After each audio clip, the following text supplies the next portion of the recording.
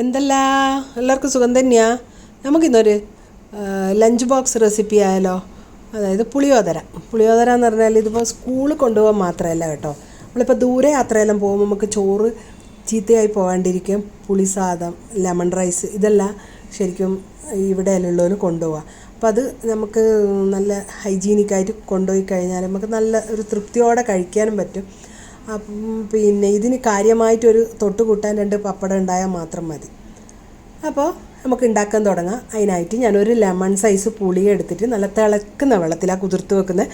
നിങ്ങൾ സമയം കൂടുതലുണ്ടെങ്കിൽ പച്ചവെള്ളത്തിലും കുതിർത്ത് വെക്കാൻ കുഴപ്പമൊന്നുമില്ല. അപ്പോൾ അതവിടുന്ന് കുതിർന്ന് കഴിഞ്ഞ ഉടനെ അത് പിഴിഞ്ഞിട്ട് വെള്ളം മാത്രം അരിച്ചെടുത്ത് വെക്കാം. അപ്പോൾ അതൊരു ഭാഗത്തിരിക്കട്ടെ. നമ്മൾ ഒരു പാൻ അടുപ്പത്ത് വെച്ചിട്ട് അതിലേക്ക് 1 ടേബിൾ സ്പൂൺ കടലപ്പരിപ്പും 1 ടേബിൾ സ്പൂൺ ഉഴുന്നുപരിപ്പ് ഞാൻ എൻ്റെ അടുത്ത് വെളുത്തതില്ലാത്തതുകൊണ്ടാണ് കറുത്തെടുത്തത്. അതൊന്ന് ഇളക്കി അതിൻ്റെ ചെറിയൊരു മണം വരും. ആ സമയത്ത് നമുക്കിതിലേക്ക് 1 ടീസ്പൂൺ മല്ലി, 1 ടീസ്പൂൺ കുരുമുളക്, അത് നല്ലോണം അതും ഇതേപോലെ തന്നെ ഒരു 2-3 പ്രാവശ്യം ഒന്ന് നല്ലോണം ഇളക്കി ഒരു ചൂടെല്ലാടെയും തട്ടുന്ന സമയത്ത് നമുക്ക് 5 മുളകാണ് ഞാൻ ചേർത്ത് കൊടുത്ത്. നിങ്ങൾക്ക് എരിവ് കൂടുതൽ വേണമെന്നുണ്ടെങ്കിൽ 6-7 ചേർക്കാം കേട്ടോ, കുഴപ്പമൊന്നുമില്ല. പിന്നെ ഒരു 1/4 ടീസ്പൂൺ ഉലുവയും കൂടി ചേർത്ത് കൊടുത്തിട്ടുണ്ട്.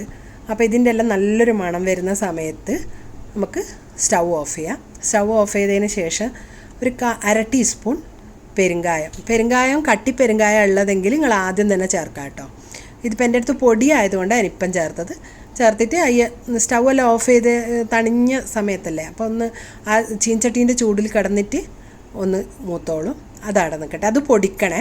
അപ്പോഴത്തേക്ക് നമ്മൾ ഈ ചീൻചട്ടിയിൽ 4 ടേബിൾ സ്പൂൺ നല്ലെണ്ണ, അതായത് എന്താ പറയുക, എള്ളെണ്ണ ഒഴിച്ചു കൊടുത്തിട്ടുണ്ട്. അതിലേക്ക് ഒരു 1/2 ടീസ്പൂൺ കടുക് ഒന്ന് പൊട്ടി വരുമ്പോൾ നമുക്ക് 1 ടീസ്പൂൺ കടലപ്പരിപ്പും 1 ടീസ്പൂൺ ഉഴുന്നുപരിപ്പും കൂടി ചേർത്ത് കൊടുക്കണം.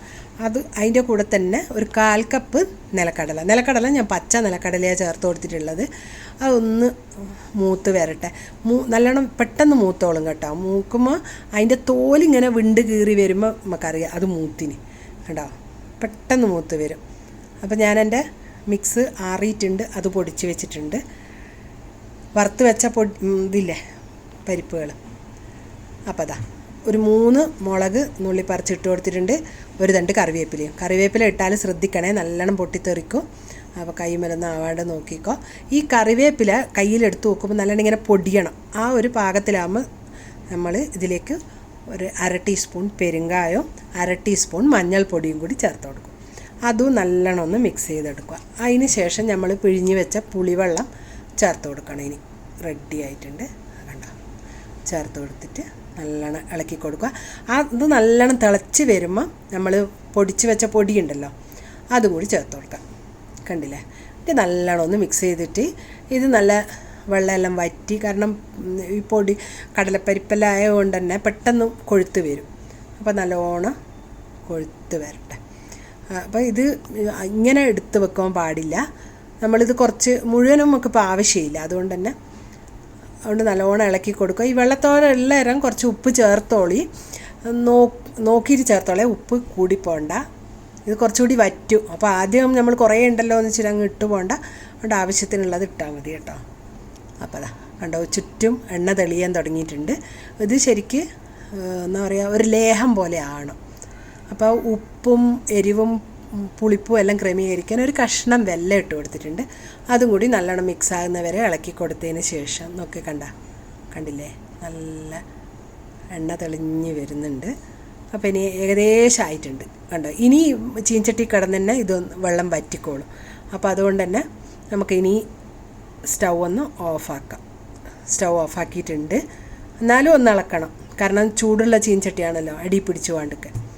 അപ്പോൾ അതാ തണുത്ത് വന്നിട്ടുണ്ട്, കണ്ടില്ലേ. ഇനി നമ്മൾ ഇതിലുള്ളത് കുറച്ച് എന്തായാലും എനിക്കിത് കൂടുതലാണ്. അപ്പം ഞാനിതൊരു കുപ്പിയിലാക്കി വെക്കുന്ന, അത് ഒരു 1-1.5 മാസം വരെയൊന്നും കേട് വരാണ്ടിരുന്നോളൂ. അതവിടെ ഇരിക്കട്ടെ. നമുക്കിനി കുറച്ചെടുത്ത് വെച്ചിട്ട് അതിൽ നമുക്ക് ആവശ്യത്തിനുള്ള ചോറിട്ടിട്ടൊന്ന് മിക്സ് ചെയ്തെടുക്കാം. അത് ചോറിൽ കുറച്ച് കൂടിപ്പോയാൽ വേണമെങ്കിൽ കുറച്ച് പുളീൻ്റെ മിക്സ് കുറച്ചുകൂടി ഇട്ട് കൊടുക്കാം കേട്ടോ. അപ്പോൾ അത് നല്ലോണം ഒന്ന് മിക്സ് ചെയ്തിട്ട് നമുക്ക് സെർവിങ് ബൗളിലേക്ക് മാറ്റാം. കണ്ടോ, നല്ല അടിപൊളി ടേസ്റ്റാണ്, നല്ല മണമാണ്. അപ്പോൾ എന്തായാലും എല്ലാവരും ഒന്ന് ഉണ്ടാക്കി കഴിച്ചു നോക്കി അഭിപ്രായം അറിയിക്കാൻ മറക്കണ്ട.